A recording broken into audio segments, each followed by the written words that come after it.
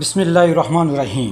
آداب محرم الاحرام، وہ باتیں جن کا جاننا حضرت امام حسن علیہ السلام کے ہر عزادار کے لیے ضروری ہے۔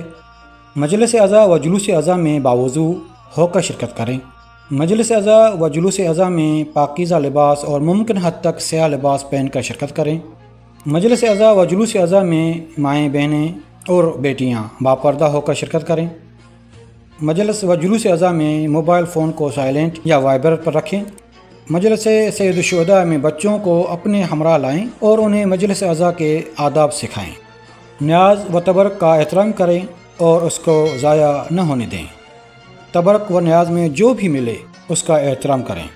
مجلس عزا و جلوس عزا میں عزادار ایک دوسرے کے ساتھ حسن سلوک سے پیش آئیں۔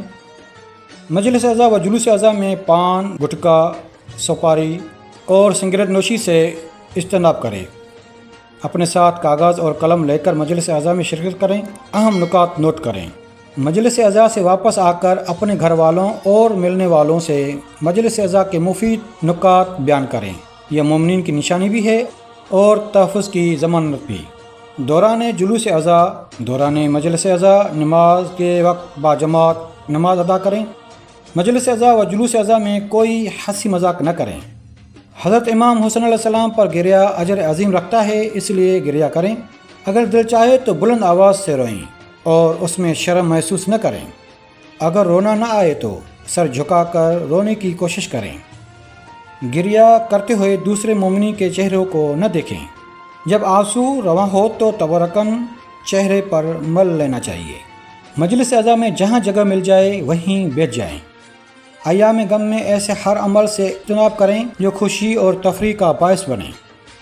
ایام غم میں اپنے آپ کو ایسا پابند بنائیں کہ آپ متقی اور پرہیزگار بن جائیں۔ روزانہ زیارت وارثہ پڑھیں۔ ہماری دعا ہے کہ اللہ تبارک و تعالی حضرت امام حسن علیہ السلام کے تمام عزاداروں کی حفاظت فرمائے، آمین ثم آمین۔